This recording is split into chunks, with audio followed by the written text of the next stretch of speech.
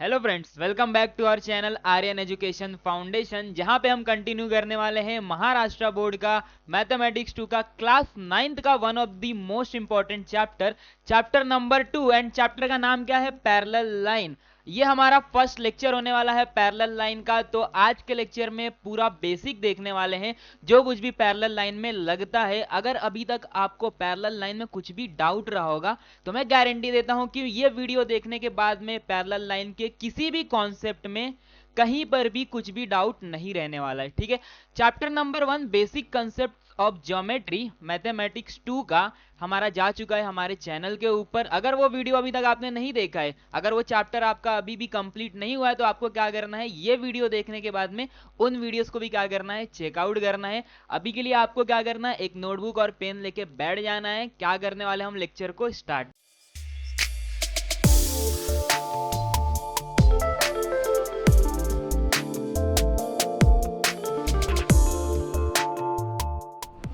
तो आ चुके हम लोग स्लाइड पे, जहां पे आपको देखने को मिल रहा होगा बेसिक हम देखने वाले हैं पैरेलल लाइंस का। अब पैरेलल लाइंस होता क्या है, पहले हमें वो समझना पड़ेगा। आपको ना बोर्ड पे ना पैरेलल लाइंस का डेफिनेशन दिख रहा होगा। ठीक है, पैरेलल लाइन का क्या दिख रहा होगा, डेफिनेशन दिख रहा होगा। अब हमें लाइंस तो पता है क्या होता है, क्योंकि मैंने बेसिक कंसेप्ट्स ऑफ ज्योमेट्री में आपको बताया था कि लाइंस होते क्या है। लाइंस वो होते हैं जिन्हें मैं दोनों साइड से क्या कर सकता हूँ, एक्सटेंड कर सकता हूँ। ठीक है, लेकिन ये पैरेलल लाइन क्या है सर, एक बार डेफिनेशन को रीड करते हैं। क्या दिया है आपको? The lines which are coplanar and do not intersect each other are called parallel line. ठीक है, अब देखो, आपको पहले तो पता होना चाहिए कि कोप्लेनर होता क्या है। ठीक है, कोप्लेनर का मतलब होता है कि ये जो बोर्ड आपको दिख रहा है ना, ये एक प्लेन है। ठीक है, ये बोर्ड क्या दिख रहा है आपको, एक प्लेन में दिख रहा है। इसके अंदर क्या होगा, दो लाइन होंगी। ठीक है, ये बोर्ड को आपको क्या समझना, एक प्लेन समझना है। ठीक है, अब देखो यहाँ पे ना जो हमारा डायमेंशन रहता है, जो हमारा वर्ल्ड रहता है ना, बहुत सारे प्लेन में क्या रहता है ना, डिवाइडेड रहता है। ठीक है, अब यहाँ पे जो आपको एक प्लेन दिख रहा है ना,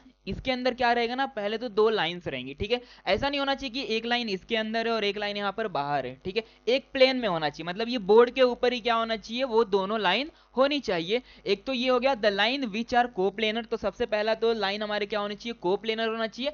and do not intersect each other. ठीक है, अब ये ऐसी लाइन होनी चाहिए ना जो एक दूसरे को कहीं पे इंटरसेक्ट नहीं करती हो। अब ये इंटरसेक्ट क्या होता है, इंटरसेक्ट का जो मतलब होता है ना, एक दूसरे को छूना। ठीक है, एक दूसरे को टच करना, एक दूसरे को ये दोनों लाइन ना कहीं पे टच नहीं करनी चाहिए, एक दोनों को टच नहीं करनी चाहिए। मतलब क्या है इसका, यहाँ पर ना आपको एक लाइन एल दिख रहा होगा और एक लाइन एम दिख रहा होगा। ठीक है, यहाँ पर एक लाइन एल है और एक लाइन एम है। ये दोनों लाइन ना इस बोर्ड वाले ना प्लेन में है। ठीक है, तो एक लाइन एल है और एक लाइन एम है, तो ये दोनों लाइन क्या हो गए, कोप्लेनर हो गए। अब देखो, इन दोनों लाइन को ना मैं यहां से एक्सटेंड कर सकता हूं, यहां से एक्सटेंड कर सकता हूं, इस लाइन को भी यहां से एक्सटेंड कर सकता हूं, इस लाइन को भी यहां से एक्सटेंड कर सकता हूं।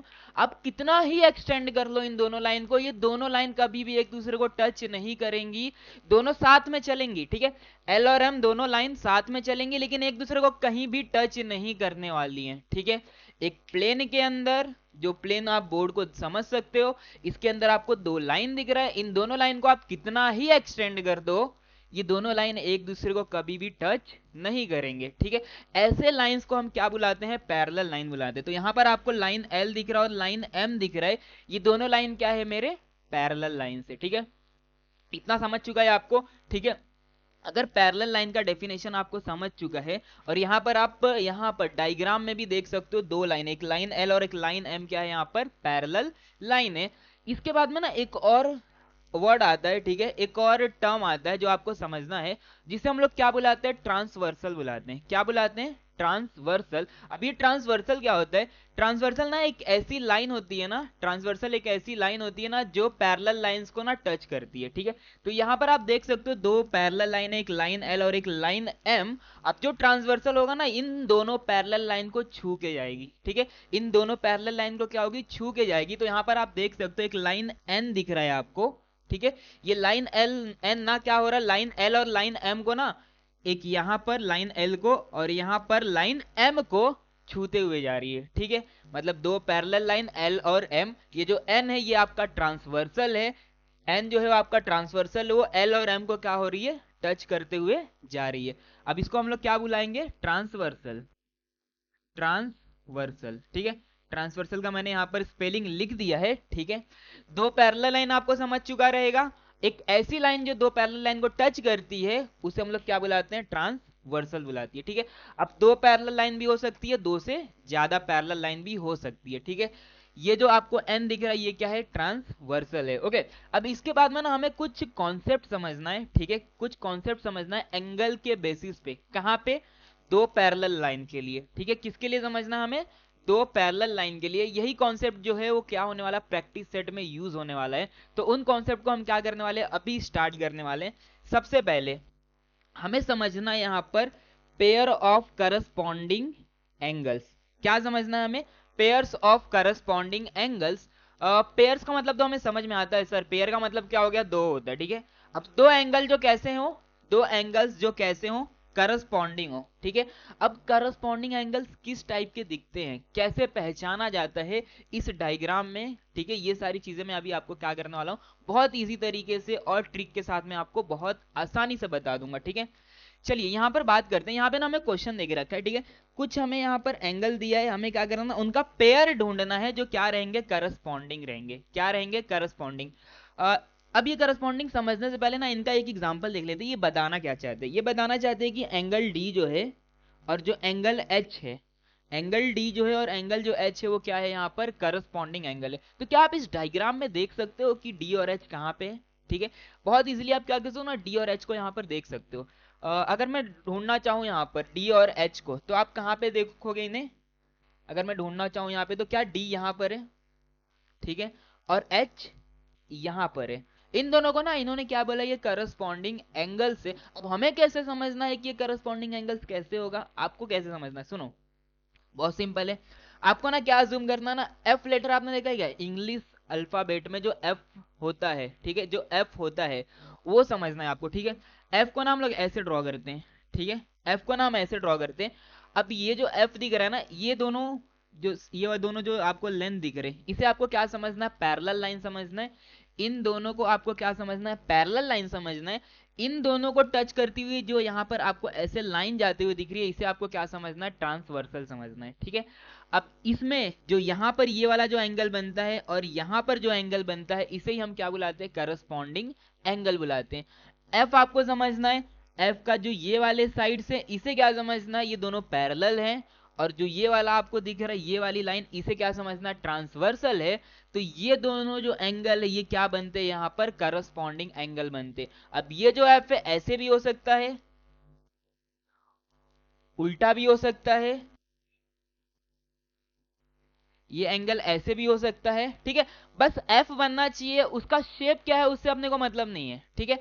उसको किस तरीके से घुमाया गया है, उल्टा है सीधा है, इससे अपने को मतलब नहीं होना चाहिए, बस एफ दिख रहा है। तो ये जो दो एंगल आपको दिखाई दे रहे, ये क्या हो जाएंगे, मेरे करस्पॉन्डिंग एंगल्स हो जाएंगे। तो यहां पर आप ध्यान से अगर देखोगे तो आपको पता चलेगा। यहां पे अगर मैं बात करूं इस डायग्राम में, ठीक है, ये पूरा रफ करते हैं, ओके। यहां पर अगर मैं बात करूं तो यहां पर आपको क्या एफ बनते हुए दिख रहा है, ये आपका एक पैरेलल लाइन है, ठीक है। यहाँ पे आपका ये दूसरा पैरेलल लाइन है, इसको मैंने क्या कर दिया, यहाँ पर ऐसे कनेक्ट कर दिया। तो क्या ये एफ बनते हुए दिख रहा है, ठीक है, उल्टा एफ है, ओके। तो ये जो एच है और ये जो डी है, ये आपस में क्या रहेंगे, करस्पॉन्डिंग रहेंगे। पहला एग्जाम्पल तो उन्होंने यही बोल दिया, ठीक है। एंगल डी और एंगल एच क्या हो जाएंगे, मेरे करस्पॉन्डिंग एंगल हो जाएंगे। क्या सर इस डायग्राम में एक ही एफ बन रहा होगा, नहीं, बहुत सारे एफ बन रहे होंगे। अगर मैं बात करूं यहाँ पर बहुत सारे जो एफ बन रहे हैं यहाँ पे, एक तो आपका ये वाला एफ बन रहा होगा, ये आपने ले लिया साइड, ये वाला आपने ले लिया और आपने यहां पर कर दिया, ठीक है। क्या ये भी एफ चलेगा, हाँ ये भी एफ चलेगा क्योंकि ये भी एफ बन रहा है। तो यहां पर अगर एंगल की बात करूं तो ये एंगल लोगे ई और ए। तो यहां पर आपको एक क्वेश्चन दिया है कि एंगल ए के लिए करस्पॉन्डिंग एंगल क्या होना चाहिए, तो मैंने इस डायग्राम से देख के बता दिया कि एंगल ए के लिए जो करस्पॉन्डिंग एंगल होगा वो क्या आएगा, एंगल ई। तो यहां पर आपको फिल करना है एंगल ई, ओके। क्या सी और बी भी मेरा किसी के करस्पॉन्डिंग हो सकते हैं, जरा देखते हैं। सी कहां पर है, यहां पर, ठीक है। अब सी से रिलेटेड मुझे क्या करना है, यहां पर ना एफ सोचना है, ठीक है। इस डायग्राम में ना मुझे एफ सोचना है। अब देखो, आप डायग्राम में देख भी सकते हो कि एफ बन कहां रहा है, ठीक है। यहां पर फिल कर देते हैं एंगल ई। अगर सी के लिए मैं बात करूं तो सी के लिए क्या यहां पर आप एफ को इमेजिन कर पा रहे हो, ठीक है। यहां पर क्या आप एफ को देख पा रहे हो, ये दोनों क्या है, लाइन मेरे पैरेलल है। तो ये सी के लिए मेरा जो करस्पॉन्डिंग एंगल बनेगा, क्या वो एंगल जी बनेगा। ये सी के लिए जो मेरा करस्पॉन्डिंग बनेगा, क्या वो एंगल जी बनेगा। तो सी के लिए जो करस्पॉन्डिंग एंगल बनेगा वो यहां पर हम फिल कर देंगे एंगल जी।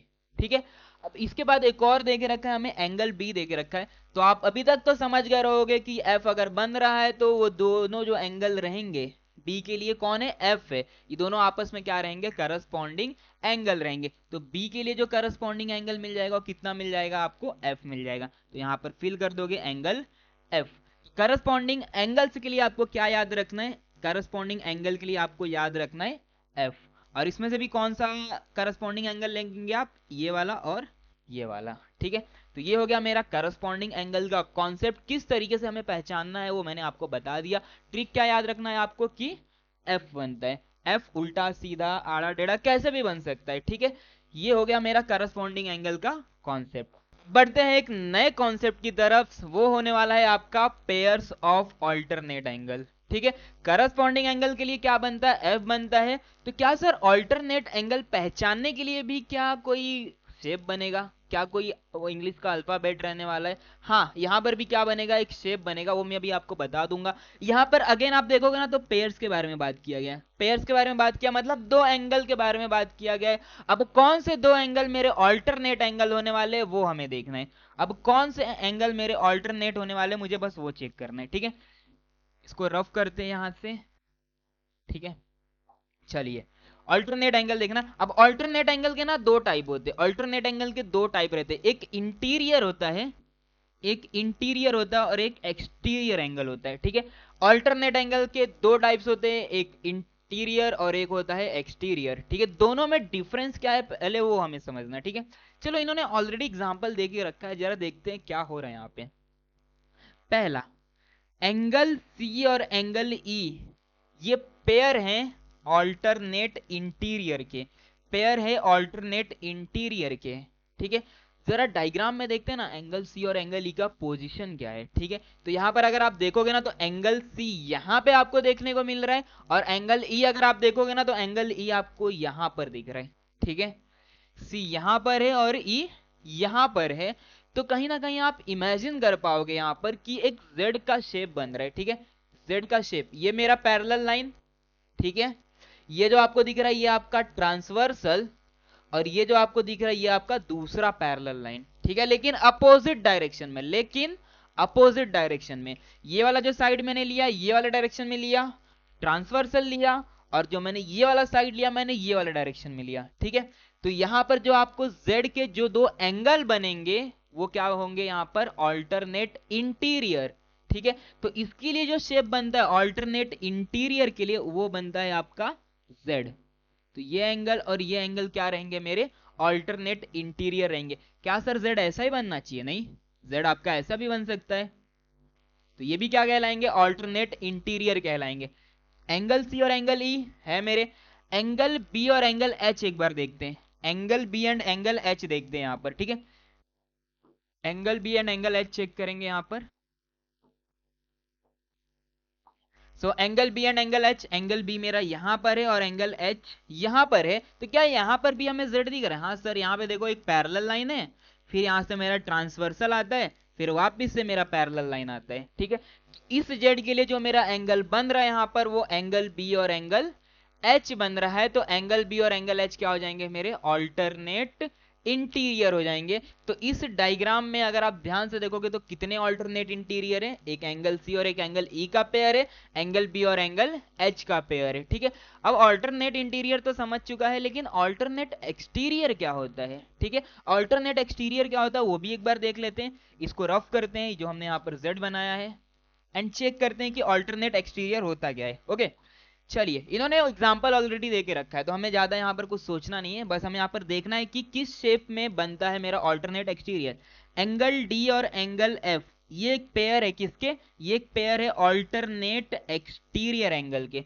जरा इस फिगर में देखते हैं डी और एफ है कहां पर, क्या डी यहां पर है? हाँ यहां पर है, और एफ यहां पर है, डी यहां पर है और एफ यहां पे है। तो क्या आप वापिस से देख पा रहे हो कि एक जेड बन रहा है? क्या आप वापिस से देख पा रहे हो एक जेड बन रहा है? लेकिन ये जो जेड बन रहा है ना, यहाँ पे जो हमने एंगल लिया है ना वो थोड़ा सा डिफरेंस है। यहाँ पे तो जो हमने जेड बनाया था ना वो एंगल जो हमने लिया था ना वो अंदर के साइड में था। ठीक है, इंटीरियर का मतलब क्या हो गया, अंदर के साइड वाला एंगल। तो ये जो एंगल हमने लिया था ना, अंदर वाला लिया था, ठीक है। लेकिन अभी हमको क्या समझना है कि एक्सटीरियर वाला एंगल किस तरीके से आपको इमेजिन करना है। यहां पर आपको एक जेड बनते दिख रहा है, ये पैरेलल लाइन, ये ट्रांसवर्सल, ये वापिस से मेरा पैरेलल लाइन, ठीक है। तो इस जेड के ऊपर वाला एंगल और इस वाले साइड के नीचे वाला एंगल, ठीक है। ये वाला जो लेफ्ट वाला साइड लिया था मैंने, उसका ऊपर वाला एंगल, और ये जो मैंने साइड लिया था उसके नीचे वाला एंगल मेरा क्या बनता है, एक्सटीरियर एंगल। किसमें, ऑल्टरनेट में, ठीक है। तो यहां पर अगर मैं समझाना चाहूं आपको, तो ये अगर z बन रहा है तो ये और ये नहीं लेना है आपको, नहीं तो वो इंटीरियर बन जाएगा। आपको यहां का एंगल लेना है और यहां का एंगल लेना है, ठीक है। आपको यहां का एंगल लेना और यहां का एंगल लेना है। तो ये D और F मेरे क्या हो जाएंगे, ऑल्टरनेट एक्सटीरियर एंगल। क्या सर इस डायग्राम में और भी ऑल्टरनेट एक्सटीरियर एंगल बनेंगे, तो वो भी देख लेते हैं कि और भी ऑल्टरनेट एक्सटीरियर एंगल बनेंगे क्या। यहां पर भी मुझे एक Z बनते हुए दिख रहा है, यहां पर भी एक Z बनते दिख रहा है, ठीक है। P और H तो मेरे क्या है, इंटीरियर एंगल है, इंटीरियर ऑल्टरनेट एंगल है। लेकिन ये वाले साइड का ऊपर वाला जो एंगल है वो A है, ये वाले साइड का जो नीचे वाला एंगल है वो G है। तो ये मेरे ऑल्टरनेट तो हैं, लेकिन किस वाले ऑल्टरनेट है, इंटीरियर नहीं सर, किस वाले हैं ये, एक्सटीरियर वाले हैं। कौन से, एक्सटीरियर। तो इन्होंने ऑलरेडी एक एग्जांपल देके रखा है, दूसरा भी देके रखा है कि एंगल ए और एंगल जी क्या है, मेरे ऑल्टरनेट एक्सटीरियर एंगल। तो दो चीजें हमने अभी तक समझ लिया, एक होता है pair of corresponding angle, second होता है पेयर ऑफ ऑल्टरनेट एंगल। और ऑल्टरनेट एंगल में भी दो टाइप रहता है, एक इंटीरियर एंगल और एक एक्सटीरियर एंगल। करस्पॉन्डिंग एंगल में हमने सीखा कि कौन सा शेप बनता है, एफ बनता है। ऑल्टरनेट में हमने सीखा कि जेड बनता है, और जेड में भी दो इंटीरियर होते हैं और दो एक्सटीरियर होते हैं, ठीक है। बढ़ते हैं एक नए कॉन्सेप्ट की तरफ, pair of interior angles on the same side of the transversal, ठीक है। यहां पर ऑल्टरनेट इंटीरियर अलग होता है, पेयर्स ऑफ इंटीरियर एंगल्स अलग होता है, पेयर्स ऑफ इंटीरियर एंगल्स अलग होता है। याद रखना ये दोनों में डिफरेंस है, ठीक है। इंटीरियर का मतलब इंटीरियर आया सिर्फ तो आपको ये वाला समझना है, लेकिन ऑल्टरनेट इंटीरियर आया तो आपको ये वाला समझना है, ठीक है। यहां पर ऑल्टरनेट लगा हुआ रहेगा ये वर्ड, अगर नहीं लगा है तो जो मैं अभी आपको पढ़ाने वाला हूं वो आपको ध्यान रखना है। क्या बोला है यहाँ पर, पेयर्स मतलब दो एंगल्स के बारे में बात किया गया है, ठीक है, of interior angles on the same side of the transversal. एक नया चीज लिखा है यहां पर कि same side of the transversal. Transversal के दो साइड होते हैं, ट्रांसवर्सल के दो साइड होते हैं। कौन कौन से दो साइड, कौन कौन से दो साइड आपको देखने को मिलेंगे यहां पर, ये आपका ट्रांसवर्सल है, ठीक है। ये ट्रांसवर्सल दो साइड बना रहे हैं, एक आपका लेफ्ट साइड और एक आपका राइट साइड, ठीक है। सेम साइड की बात किया गया है, same side of the transversal. और किस टाइप के एंगल की बात किया गया यहाँ पर, इंटीरियर एंगल, ठीक है, इंटीरियर एंगल। इन्होंने ना कुछ एग्जांपल देके रखा है, इस एग्जांपल से समझते हैं कि क्या यहाँ पर भी कोई ट्रिक बनेगा, क्या कोई अल्फाबेट बनेगा, देखते हैं यहाँ पे, ठीक है, क्या हो रहा है यहाँ पे। ओके, तो इन्होंने कुछ एग्जांपल दिया है, चेक करते हैं कि कौन सा शेप बनता है, कौन सा अल्फाबेट बनता है, किसके लिए, pair of interior angles on the same side of the transversal. Okay, चलिए पहला एग्जांपल एक चेक करते हैं, एंगल सी और एंगल एच। तो समझने वाले हैं कि इंटीरियर एंगल में कौन सा शेप बनता है। तो अगर हम ध्यान से देखें एंगल सी और एंगल एच इस फिगर में आपको कहां पे दिखाई दे रहा है, तो आप सिंपली यहां पर देख सकते हो कि सी मेरा यहां पर रह रहा है और एच मेरा यहां पे रह रहा है। क्या ये दोनों एंगल मेरे ट्रांसवर्सल के एक साइड में, हाँ सर। यहां पर अगर आप देखोगे ना तो ये मेरा ट्रांसवर्सल है, सी और एच ना मेरे लेफ्ट साइड में, ठीक है। और यहां पर हमें कैसे पता चलेगा कि कौन सा शेप बन रहा है, तो यहां पर अगर आप ध्यान से देखोगे यहां पर आपका एक पैरेलल लाइन है, देन यहां पर आपको एक ट्रांसवर्सल देखने को मिल रहा है, अगेन आपको यहां पर क्या दिख रहा है, एक पैरेलल लाइन दिख रहा है, ठीक है। तो क्या ये सी बनते हुए दिख रहा है आपको, सी के जो अंदर वाले एंगल रहते हैं उन्हें ही हम क्या बुलाते हैं, पेयर ऑफ इंटीरियर एंगल। यहां पर आपको सी और एच आपको as a pair of interior angle मिल चुका है। जो सेकेंड रहने वाला है वो बी और ई है। क्या इस फिगर में सर एक ही सी देखने को मिल रहा है, नहीं, इसमें दो सी बनेंगे, एक ये साइड से भी आपको सी देखने को मिल रहा है, ठीक है, ये आपका बी है और ये जो है वो ई है, ठीक है। अब ये दोनों जो है ना मेरे क्या है, पेयर ऑफ इंटीरियर एंगल है। तो यहां पर आपको क्या याद रखना है कि सी याद रखना, ठीक है। ये जो सी के अंदर जो दो एंगल रहते हैं इन्हें क्या बुलाते हैं हम लोग, पेयर ऑफ इंटीरियर एंगल, क्योंकि अंदर साइड एक तो ठीक है। और यहाँ पर सी वाला क्या करना है आपको, शेप याद रखना है। अब ये सी जो है ना ये कैसा भी हो सकता है, लेफ्ट राइट ऊपर नीचे कैसा भी हो सकता है, बस क्या फिगर बनना चाहिए, सी बनना चाहिए। तो हम यहाँ पर क्या कंक्लूड कर देंगे कि यहाँ पर मेरा क्या है, पेयर ऑफ इंटीरियर एंगल। तो अभी तक हमने तीन चीजें सीख लिया, पेयर ऑफ करस्पॉन्डिंग एंगल जहां पे बनता है F, pair of alternate angle, इसमें भी दो टाइप देखा हमने, कौन कौन सा, इंटीरियर और एक्सटीरियर, जहां पे बनता है जेड। इसके बाद हमने देखा कि पेयर ऑफ इंटीरियर एंगल जहां पे बनता है सी। ठीक है, अब इतना अगर आपको समझ में आ चुका है तो बढ़ते हम नेक्स्ट टॉपिक की तरफ। उसे भी मैं क्या करूंगा, बहुत इजीली आपको समझा दूंगा।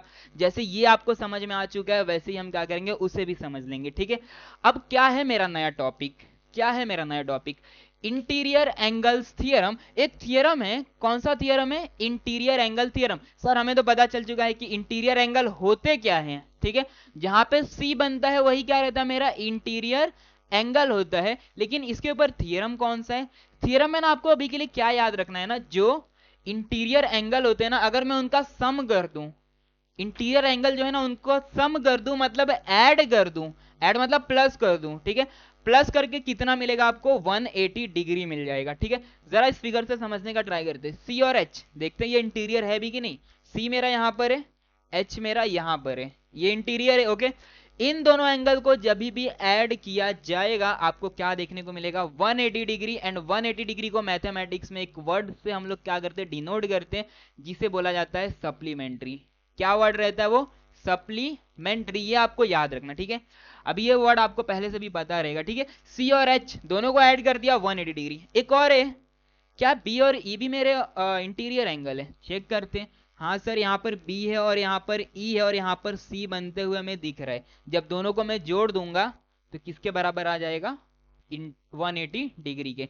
तो यहाँ पर जो थियरम है ना, कौन सा थियरम, इंटीरियर एंगल थियरम। तो यहाँ पर आपको याद रखना, जो दो इंटीरियर एंगल होते हैं ना, अगर मैं उनको ऐड कर दूं, सम कर दूं, प्लस कर दूं, तो ये किसके बराबर आ जाएंगे, 180 डिग्री के, मतलब सप्लीमेंट्री। ठीक है, तो ये थियरम इंपॉर्टेंट है आपके लिए और ये कंडीशन आपको यहां पर क्या करना है, याद रखना है। क्या सबके लिए हमें थियरम पढ़ना है, हाँ सर, सबके लिए क्या पढ़ना है, हमें थियरम पढ़ना है। ठीक है, इंटीरियर के लिए अगर समझ चुका है तो हमें क्या करना है, नेक्स्ट टॉपिक की तरफ बढ़ते हैं, करस्पॉन्डिंग एंगल थियरम। ठीक है, बहुत सिंपल है। करस्पॉन्डिंग एंगल किस तरीके से पहचाना जाता है, क्या बनता है, यहाँ पर क्या बनता है, मैंने अभी जस्ट प्रीवियस वाले स्लाइड में बताया था, क्या बनता है, एफ बनता है। तो एफ वाले एंगल जो रहते हैं ना, वो क्या रहते हैं, आपस में इक्वल रहते हैं, इनको जोड़ के 180 नहीं आता, ये दोनों क्या रहते हैं, बराबर रहते हैं। ठीक है, तो यहां पर आप देखोगे तो यहां पर एक आपको एफ बनते हुए दिख रहा होगा। ठीक है, यहां पर जो एग्जांपल यूज किया है ना मैंने, वो एंगल ए और एंगल ई के लिए यूज किया है। तो देखोगे तो ई और ए, एफ के क्या है, यहां पर इंटीरियर है, और ये दोनों एंगल क्या रहते हैं, आपस में बराबर रहते हैं। बराबर मतलब इक्वल, इक्वल मतलब सेम, सेम मतलब कॉन्ग्रुएंट। तो angle A equal to angle E, ये कौन कहता है, करस्पॉन्डिंग एंगल थियरम। ठीक है, तो करस्पॉन्डिंग में एंगल क्या रहते हैं मेरे, बराबर रहते हैं। इंटीरियर में ऐसा नहीं रहता, इंटीरियर में दोनों को ऐड करके 180 आते हैं। ओके, करस्पॉन्डिंग अगर आपको समझ चुका है, अब नेक्स्ट टॉपिक हमें समझना है ऑल्टरनेट एंगल थियरम के लिए। तो यहां पर करस्पॉन्डिंग एंगल, एडिटर साहब से गलती हो गया, तो आपको यहां पर क्या समझना है, ऑल्टरनेट एंगल समझना है। ठीक है, ये जो थियरम है ना, ये ऑल्टरनेट एंगल थियरम है। तो यहां पर मैं लिख देता हूं, क्या रहेगा, ऑल्टरनेट एंगल थियरम। ठीक है, अब बार बार करस्पॉन्डिंग एंगल थोड़ी बढ़ेंगे। ठीक है, तो ये जो स्लाइड रहने वाला है, ये रहने वाला है आपका ऑल्टरनेट एंगल थियरम के लिए। ऑल्टरनेट एंगल में क्या बनता था, देखो जब भी हम बात करते हैं ना ऑल्टरनेट एंगल थियरम, मतलब इंटीरियर और एक्सटीरियर कुछ भी नहीं लगा रहे वहां पे, तो आपको वहां पे क्या समझना है ना, इंटीरियर वाला ही समझना है। ठीक है, अगर ऑल्टरनेट एंगल सिर्फ यूज किया ना, तो आपको सिर्फ वहां पे क्या समझना है, इंटीरियर वाला ही समझना है। अब यहां पर बात करता हूं, तो क्या बनता है ऑल्टरनेट एंगल में, क्या जेड बनता है, हाँ यहाँ पर z बनते हैं। तो ये इंटीरियर ए और ई क्या रहेंगे मेरे, ऑल्टरनेट एंगल रहेंगे। क्या बोला गया यहाँ पर ऑल्टरनेट एंगल के लिए, क्या एंगल ए और एंगल ई मेरा ऑल्टरनेट एंगल है, और कैसे है मेरे ऑल्टरनेट एंगल, बराबर है, कैसे है मेरे, इक्वल है।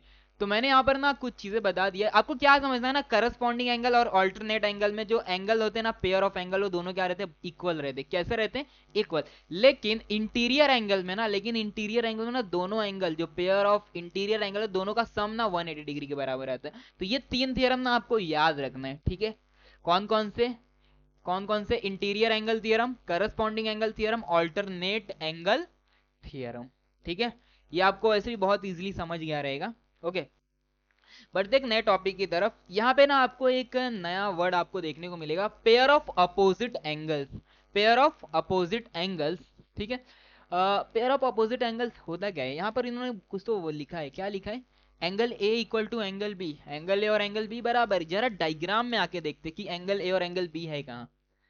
ए बी, अगर आप ध्यान से देखोगे ना तो ये मुझे अपोजिट दिख रहे हैं। कैसे दिख रहे हैं? अपोजिट दिख रहे हैं। ठीक है, आपको क्या देखना ना डायग्राम में, एक लाइन आपको ऐसा देखने को मिलेगा, एक लाइन आपको ऐसा, मतलब एक दो लाइन ना एक दूसरे को क्या कर रहे हैं ना, यहाँ पर इंटरसेक्ट कर रहे हैं। क्या कर रहे हैं? एक दूसरे को टच करते हुए जा रहे हैं, मतलब छू के जा रहे हैं। तो यहाँ पे ना चार एंगल बनता है। कितने एंगल? चार एंगल। कौन कौन से चार एंगल है जरा मुझे बताओगे? एक ये है, ये है, ये है, और एक तो ये है। ये चार एंगल आपको दिख रहा है। कौन कौन से अपोजिट लग रहे हैं आपको? कौन कौन से अपोजिट लग रहे हैं आपको? कौन कौन से अपोजिट दिख रहे हैं आपको यहाँ पर?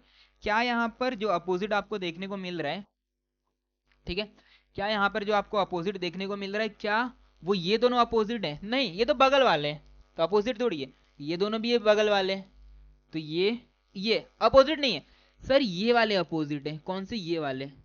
ये आपको दिख रहा है यहाँ पे, ये वाले, ये वाले, ये क्या है? मेरे अपोजिट एंगल। ठीक है, क्या इसकी मैं बात करूं तो ये अपोजिट है? नहीं सर, कहाँ? ये नहीं, ये भी नहीं है। तो क्या ये वाले अपोजिट है मेरे? ये वाले, ये वाले, तो ये वाले क्या हो जाएंगे? मेरे पेयर ऑफ अपोजिट एंगल हो जाएंगे। ठीक है, ये एंगल अपोजिट एंगल, ये एंगल मेरे अपोजिट एंगल। ठीक है, तो ये आप यहाँ पे फिगर में भी देख सकते हो, ए और बी मेरे क्या है? अपोजिट एंगल है। और अपोजिट एंगल कैसे रहते हैं? अपोजिट एंगल कैसे रहते हैं? According to pair of opposite angle, pair of opposite angle क्या पता चलता है? ए और बी क्या है मेरे यहाँ पर? इक्वल। तो क्या समझना है आपको?